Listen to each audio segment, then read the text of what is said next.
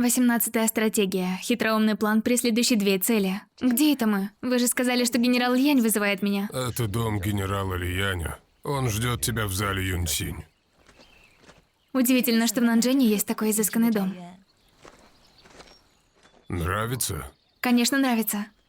Барышня Лю, раз вам нравится, вы можете переехать сюда в ближайшие дни. Правда? Конечно. Зачем мне врать тебе? Спасибо, секретарь Фэн. Я очень счастлива. Ты сумасшедшая. Меня убьют из-за тебя, понимаешь? Я глубоко сожалею. Веди себя прилично. Я просто не знаю, как отблагодарить вас. Прошу, не обижайтесь. Просто рассказывай мне все, что видишь и слышишь. Это лучшая благодарность. Не волнуйтесь. Я знаю, как отплатить за вашу доброту. Я всегда буду вашим человеком. Если не хочешь умереть, эти слова должны храниться только в твоем сердце, и никогда не произноси их вслух. Я буду помнить.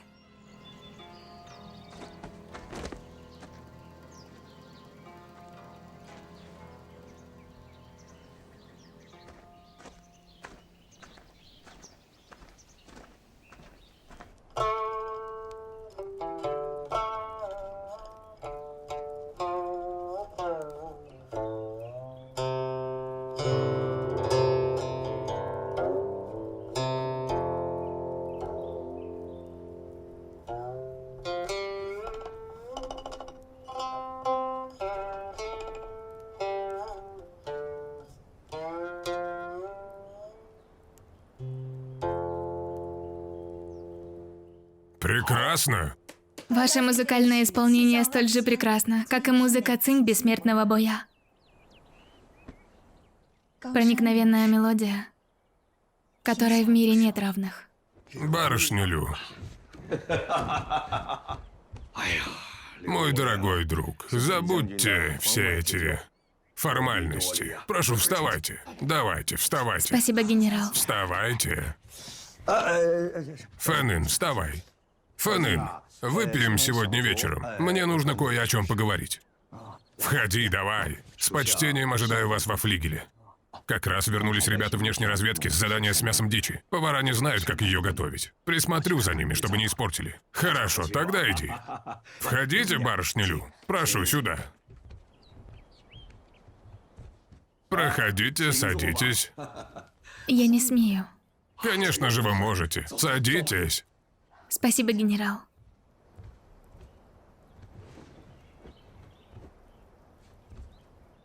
Что вы думаете об этой Гуцинь?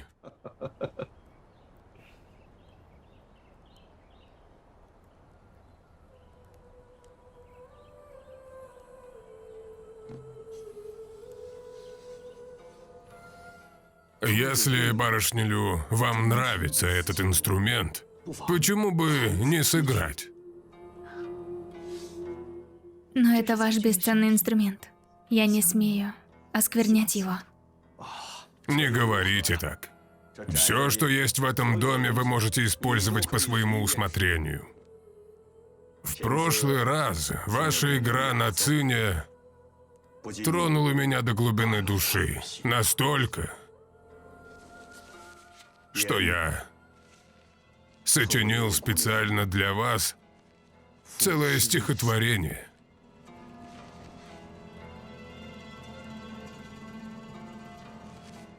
Если положить это стихотворение на музыку, это станет самой знаменитой песней всех времен. Зеленеет трава на речном берегу. Непрерывно тоска о далекой дороге, о руках белоснежных струны цитры ласкающих. Мысли заняты той, что была прошлой ночью.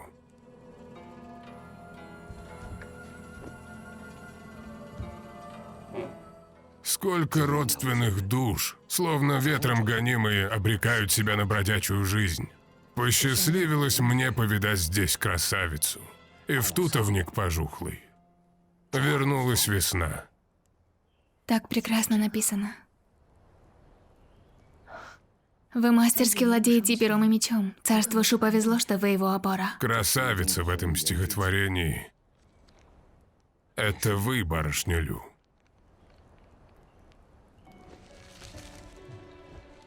Барышня Лю, что случилось? Мои родители умерли, когда я была маленькой. Всю жизнь я скиталась по свету. Но мне посчастливилось встретить вас. Я надеюсь, вы позаботитесь обо мне.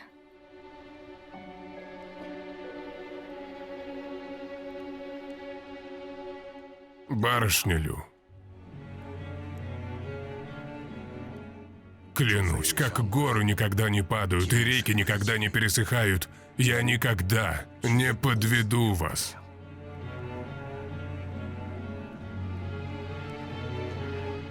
Спасибо, генерал. Дом Сюньсюя, Наньчжэн, царство Шу.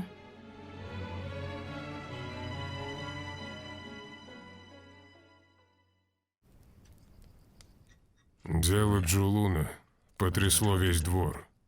В Чэнду все очень обеспокоены. Да уж, Гао Танбин не делал бы этого в одиночку. Двор помиловал халатность секретаря Фэна. Похоже, двор решил не передавать дело широкой огласке. Нас с тобой это не должно волновать. На мой взгляд, мы должны раскрыть все детали этого дела. Иначе я опозорю свою должность главы внутреннего отдела. А я беспокоюсь, что как только раскроем правду, Сюньсюй, ты даже не представляешь, с каким давлением столкнешься. Думаю, ты начал заботиться о карьере и положении после того, как стал секретарем. Мы с тобой братья. Я присматриваюсь за тобой, сам подумай. Гао Танбин занимал свою должность около 7 или 8 лет.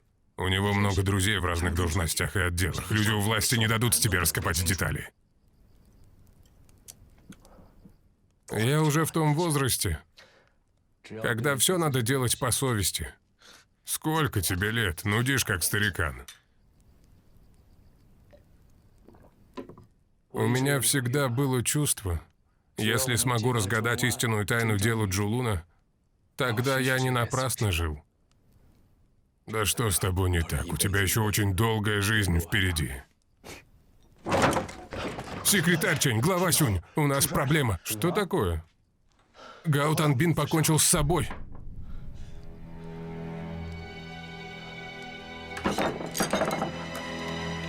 За вас, генерал.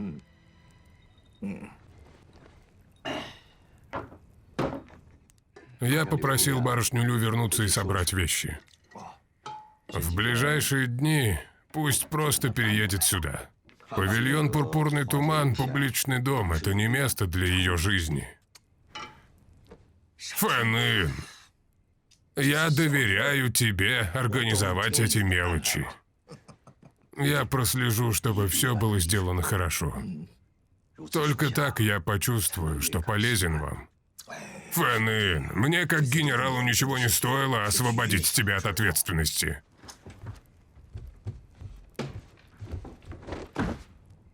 Для генерала это было простое дело. Но для меня это спасение моей жизни. Хотя я и невероятно глуп, но я готов отплатить вам за вашу доброту. Вставай, вставай! У меня есть свои мотивы, чтобы оставлять тебя в разведуправлении. Расскажите мне. Подойди.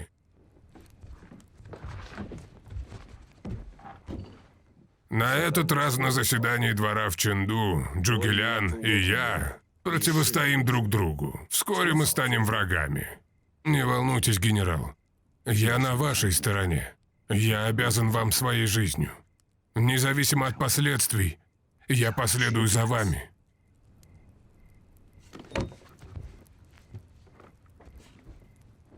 У меня есть тайный приказ. Раз есть тайный указ карать мятежников, тогда чего вам опасаться? Хотя у меня есть тайный приказ, но нельзя недооценивать огромное влияние Джугеляна при дворе. Да. Если подумать, среди всех чиновников Шу, за исключением местной знати, большинство из них поставлены первым министром. Именно поэтому эта операция не должна оставить и следа.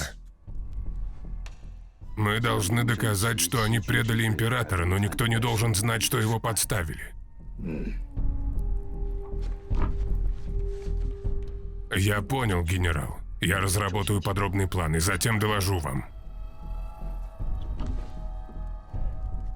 Фэн Ин, будущее нашей страны лежит на твоих плечах. Я сделаю все возможное, чтобы выполнить приказ.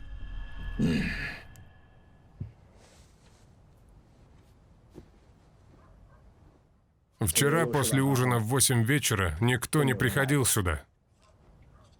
А как начали обход в 10 часов, так и нашли Гаутанбина мертвым. Невозможно. Не может быть такого. Орудие убийства — кусок дерева от ножки этого стола.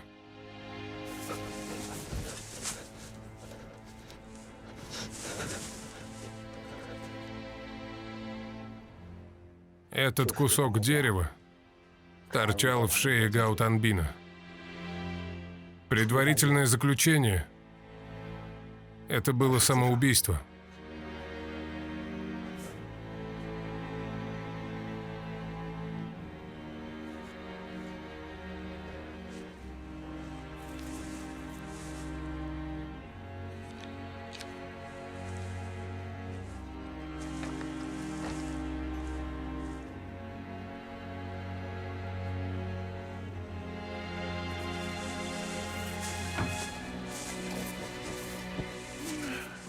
Сюнь-Сюй, не падай духом. Вообще-то, это не самая плохая новость. Правда.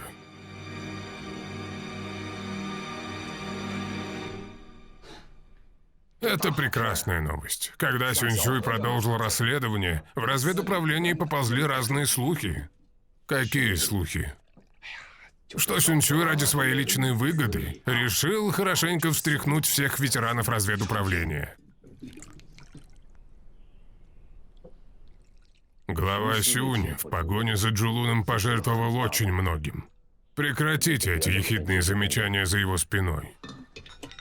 Да, вы все верно сказали, поэтому я сразу же сказал им перестать распускать сплетни. И сказал, что мы должны поддерживать работу отдела внутренних дел.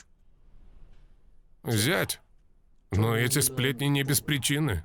Сюнь-Сюй вцепился в Гаутанбина не просто так. Этот Сюнь-Сюй... После пыток он не только стал калекой, но и его характер резко изменился. Он будто имеет зуб на тебя. Не неси чепуху. Это не чепуха, это правда. Хватит. Нести вздор можешь дома. Позже поговорю с Сюнь-Сюем с глазу на глаз. Понял.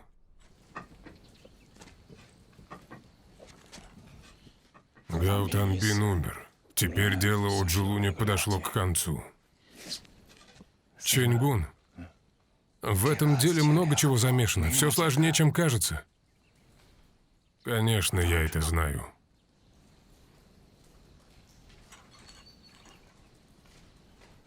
Но в твоих же интересах закрыть дело, как самоубийство. Послушайся меня.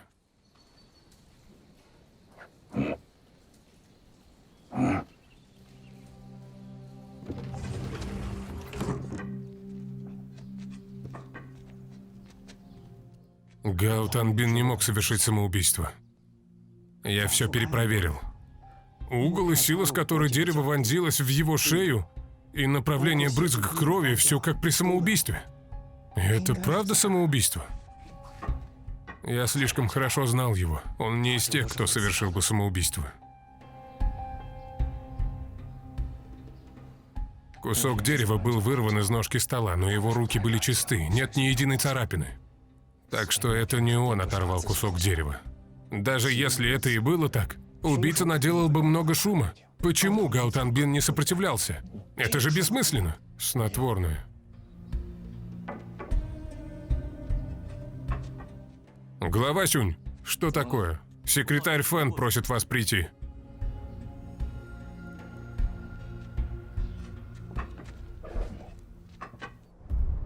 Тяньшуй, царство Вэй. Генерал едет в город! Генерал едет в город!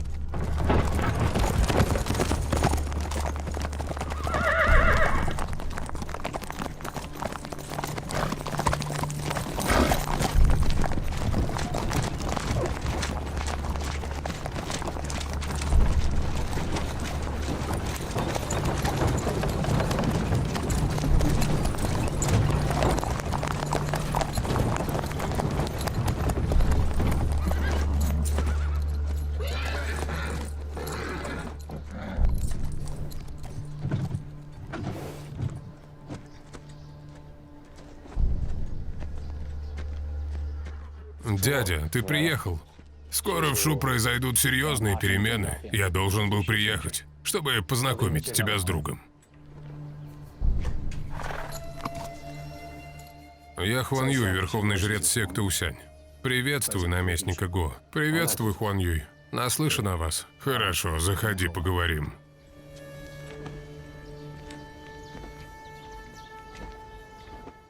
Чэнь Гун уже контролирует разведуправление? Он уже в шаге от этого. Жрец Хуан Юй, расскажите наместнику немного о вашей секте Усянь. Секта Усянь развивалась в Ханчжуне более 30 лет, но ее вмиг уничтожили. Мне очень стыдно, но я решил приехать один, чтобы укрыться в Вэй. Я слышал, что вы ищете способных людей по всей стране, поэтому попросил убежище. Я хочу сказать вам, Чэнь Гун, он один из наших людей. Но если бы не маскировка Чэнь Гуна под Мичуна, секта Усянь не была бы полностью уничтожена. Начальник округа, я говорю это не из корыстных целей. Этот Чэнь Гун в душе злой и хитрый человек, ему нельзя доверять. Хорошо, хорошо. Я знаю, что на этот раз секта Усянь понесла тяжелые потери. Я сообщил об этом своему начальству. Не волнуйтесь, вас ждет большая награда. Спасибо. Спасибо, начальник округа. Спасибо, наместник. Что касается Чэнь Гуна, не принимайте это близко к сердцу. Он делал все по моему приказу. Император издал указ, чтобы утешить вас. Секта Усянь внесла большой вклад в развитие Вэй. После того, как Вэй объединит всю страну, мы будем помнить о ваших заслугах. Возможно, даже сделает секту Усянь государственной религией. Власть Его Величества безгранична в этом мире. Я, верный подданный, подчиняюсь указу. Садитесь.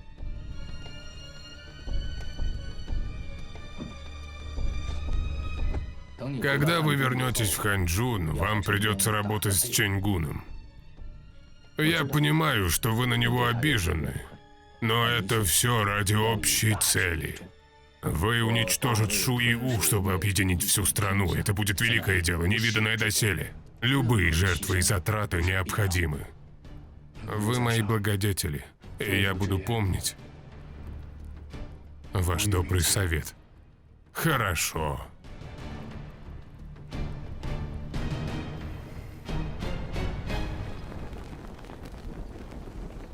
Генерала Лияня нет в резиденции. Секретарь Чэнь, подождите в его кабинете.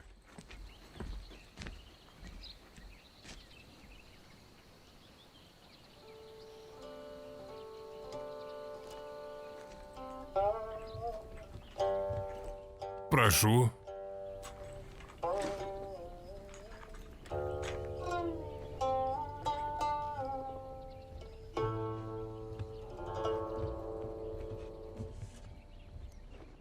Барышня Лю.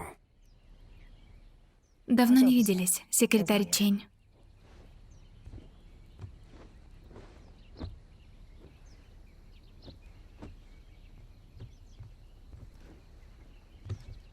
Я возьму.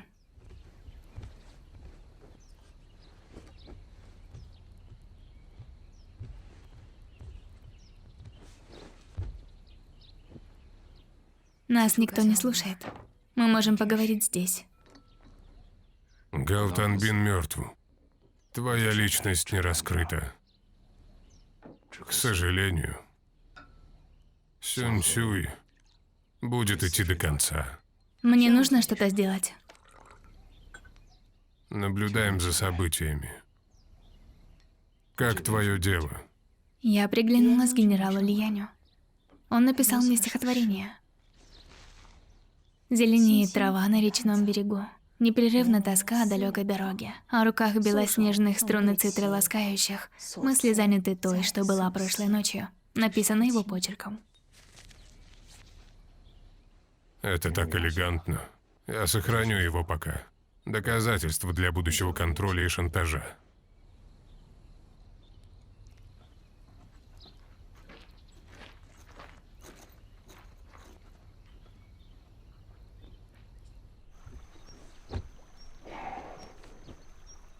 Что случилось с Гаутанбином? Чэньгун сказал сообщить как о самоубийстве. И что? Это было не самоубийство. Просто мое собственное суждение. На основании чего? Предчувствие. Какие детали? Увы, пока ничего. Но мне это кажется неправильным. Секретарь Фэн, в чем проблема? Боюсь, что Чэньгун прав. Борьба за власть всегда темные дела. Джугелян отправится во второй северный поход. Разведуправление нужно стабилизировать. Это общая картина. Но дело есть дело. Если оставим это, боюсь, что это приведет к катастрофе. Огромная дамба может рухнуть из-за муравьиного хода. Думаешь, я этого не знаю? Гаутанбин этому хороший пример.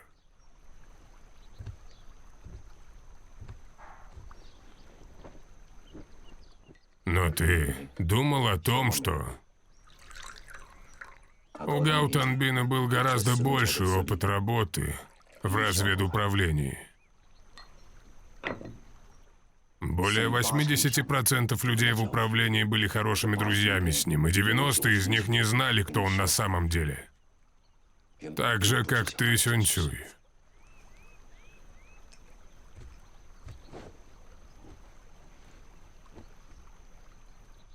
Джулун найден, и это держит в напряжении всех в разведке. Мы не можем работать против Вэй, когда у всех такой низкий моральный дух. Это сказалось даже на базовом сборе разведданных. Поход первого министра на север находится на рассмотрении. Если он снова потерпит неудачу, последствия будут ужасными.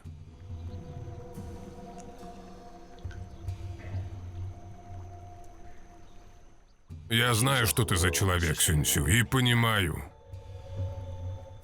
что заставить тебя остановиться просто невозможно. Я очень благодарен, что вы все понимаете.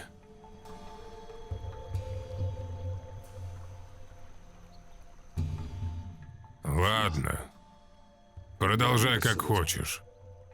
Но у меня есть просьба. Я слушаю вас. Просто скажите, что я должен делать. Смерть Гаутанбина, как и сказал Чэньгун, надо закрыть как самоубийство. Я хочу успокоить всех в разведуправлении. Это значит, что ты можешь расследовать все в тайне. Мы не должны нарушать работу разведки. Но, секретарь Фэн, как я могу? В этом-то и дело. Сейчас сложное время. Ни одно дело не должно создать проблем в разведуправлении.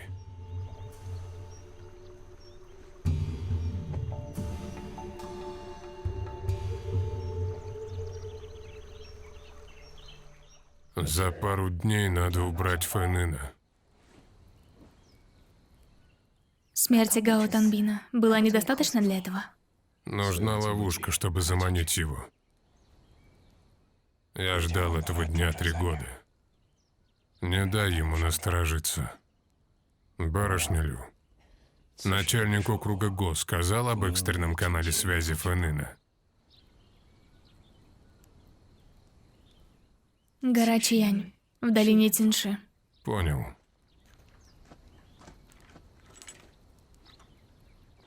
Генерал Лиянь вернулся, он скоро встретится с вами. Я покидаю вас.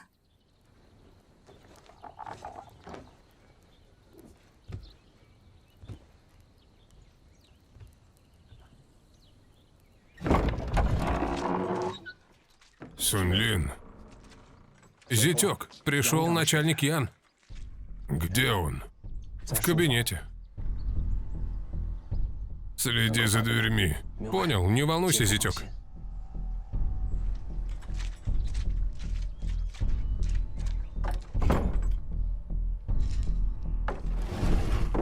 Начальник Ян.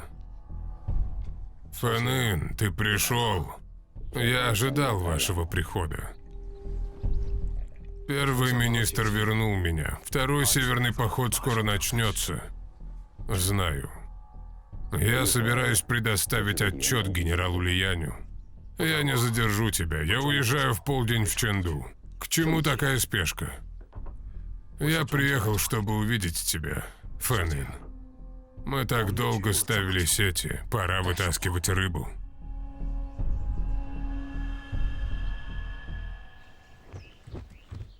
Ченгун! Ты так рано пришел, я заставил тебя ждать. Вставай, вставай.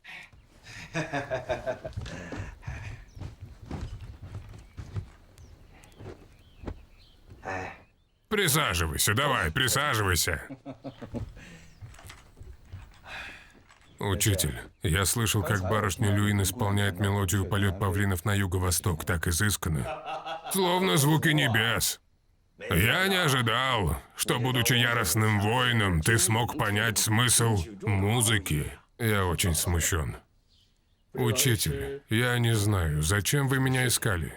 Эта музыка такая же, как разведуправление. Чем больше пытаешься разгадать мысли людей, тем они становятся более непостижимыми.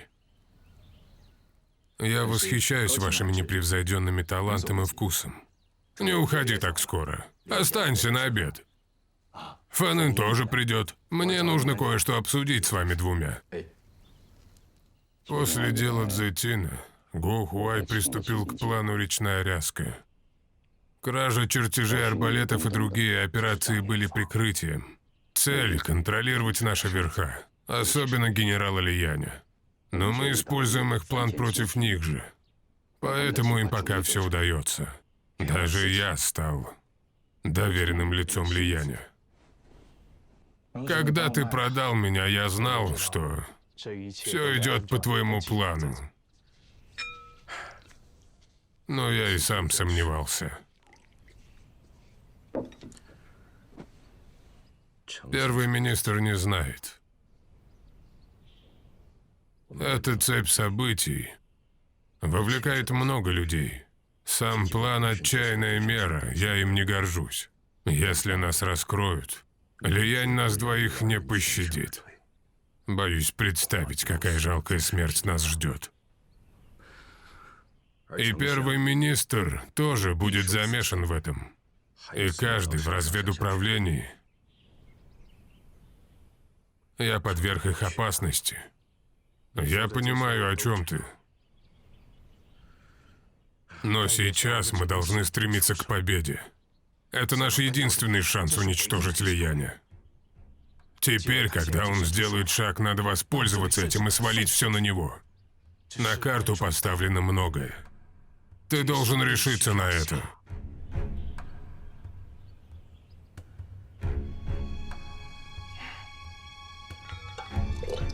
Хорошо.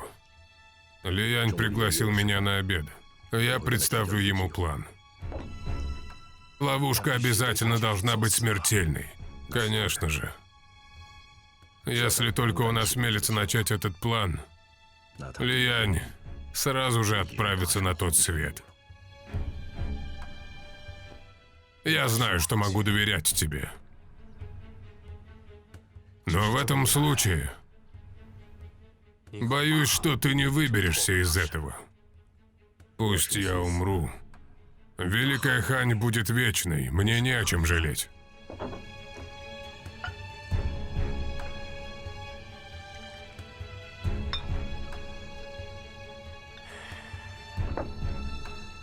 Есть ли что-нибудь еще, в чем я мог бы тебе помочь? Есть. В разведуправлении есть две проблемы, мне не справиться с ними. Одна из них Чэньгун? Да. Со стороны Чэньгуна это твой старый неоплаченный долг за отца. Надо найти шанс просто поговорить с ним об этом. А вторая проблема – это Сюнь-Сюй. Он ведет дело быстрее, чем я это планировал. Он рьяно расследует смерть Гаутанбина, и скоро улики приведут его ко мне. Боюсь, я не дотяну до конца. Не расследовать? Точнее, надо сообщить об этом как о самоубийстве и вести расследование тайно. Все в разведке опытные люди. Малейшее движение обязательно просочится наружу. Как нам расследовать? Расскажи мне еще раз в подробностях, что случилось с Гаутанбином. Прошлой ночью я дежурил в разведуправлении. Эй, там, время переклички! По правилам, в смене караула с 9 вечера до часа ночи в патруле 2 человека. Время переклички!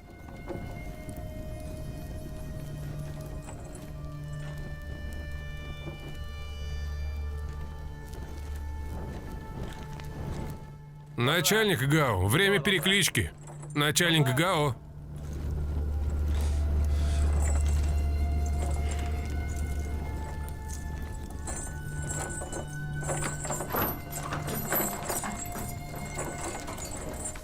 Начальник Гао. Начальник Гао. О, нет.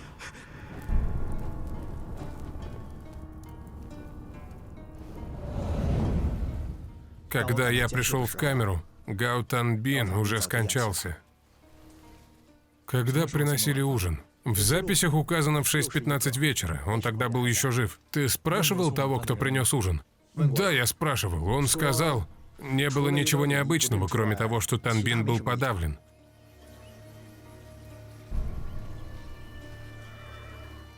Это означает, что это убийство или самоубийство произошло примерно с 6:15 вечера до 11 ночи. Верно? За эти 4 с лишним часа никто не входил и не выходил из камеры. Гаутанбин особо опасный преступник, поэтому дверь в его камеру открывается 2 ключами. Проникнуть туда, не оставив следов, сложнее, чем проникнуть в рай. Фэн-Ин, я рассчитываю на тебя. Не волнуйся, Ян-И. До свидания.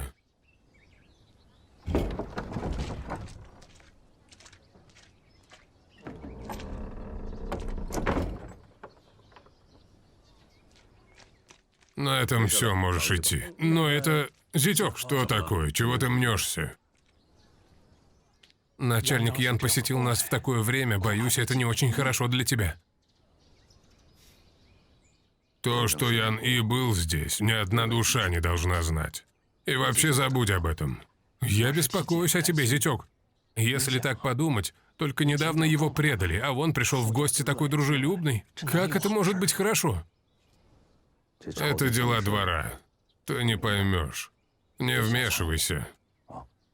Генерал Ли Янь и Ян-И непримиримые враги. Зятёк, будь очень осторожен.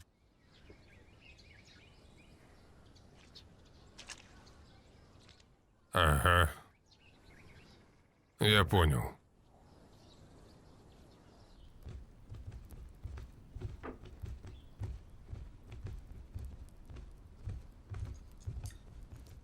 Приветствую, генерал. Секретарь Чэнь, секретарь Фэн. Там присаживайся.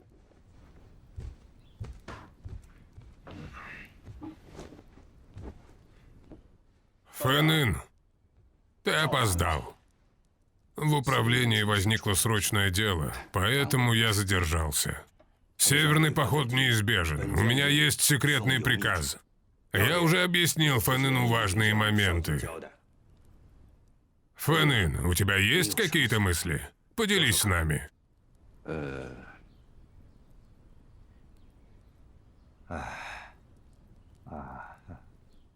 Чэнь-гун мой старый друг.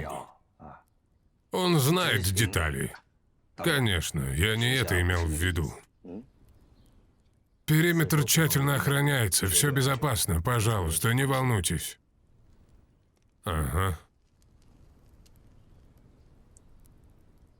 В прошлый раз, генерал, вы сказали мне, что у этой операции должно быть две цели. Первая — северный поход. Это пустая трата нашей мощи, пошатнувшая основу страны. Император приказал незаметно заставить его проиграть. Вторая цель — само действие не может касаться генерала. Иначе, если тайный указ будет раскрыт, словно мы дилетанты, которые собрались рисовать тигра, а нарисовали собаку. Фэн Ин, ты очень хорошо все подытожил.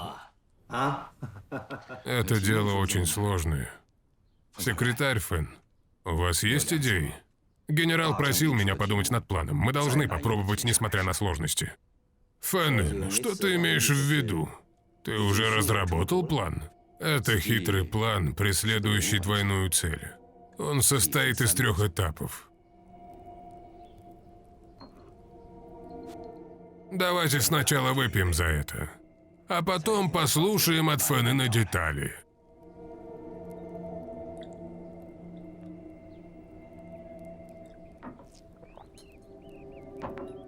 Хоть это и 3-ступенчатый план, но суть заключается всего в 4 словах. Загребать жар чужими руками. Я хочу узнать побольше об этом. На этот раз тактика северного похода будет основана на тактике Хан Синя — в темноте пробраться в Чэньцань. Войска Вэйяня имитируют нападение на Луньси по тропе у горы Цишань. А первый министр проведет основные силы по старой дороге и нападет на Чэньцань. Чэньцань станет перевалочным пунктом для переброски провианта, а затем продвинется к Чаняню. Итак, для нашего первого шага мы можем раскрыть эту информацию Вэй. Тогда они устроят засаду, чтобы уничтожить войска Вэйяня. Даже если царство Вэй полностью уничтожит авангард армии Вэйяня, это не обязательно пошатнет основы северного похода. Это только первый шаг. С единственной целью – задержать наступление первого министра. Для того, чтобы первый министр не захватил Чэньцань, и чтобы выиграть время для второго шага нашего плана.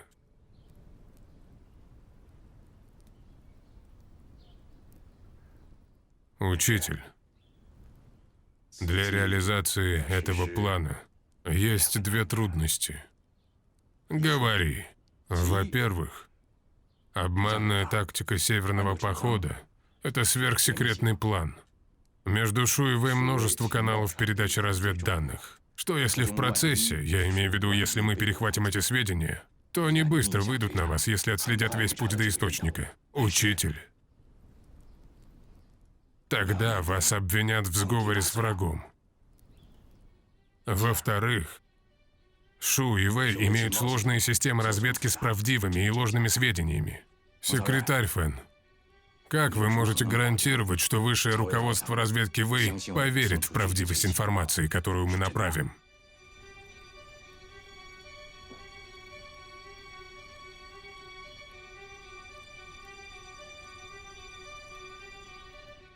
Не беспокойтесь. У меня есть прямая связь с каналом разведки Гоухуая. Он мне поверит. У тебя есть такой высокоуровневый канал разведки? Фэн Ин. Да ты нечто. Генерал, для возрождения империи Хань разведуправление вынуждено прибегать к крайним мерам. Учитель, если секретарь Фэн может послать данные прямо на стол Гоухуаю, этот план сработает. Второй шаг предстоит сделать вам, генерал.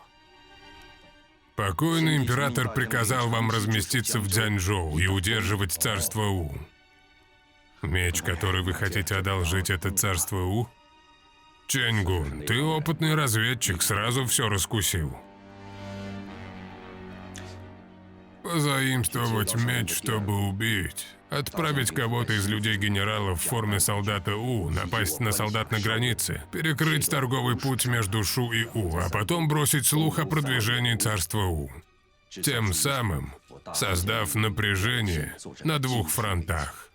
Но ведь царство У уже пообещали первому министру напасть на царство Вэй.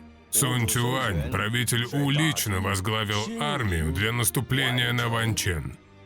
Так как же это возможно? Война всегда обманчива.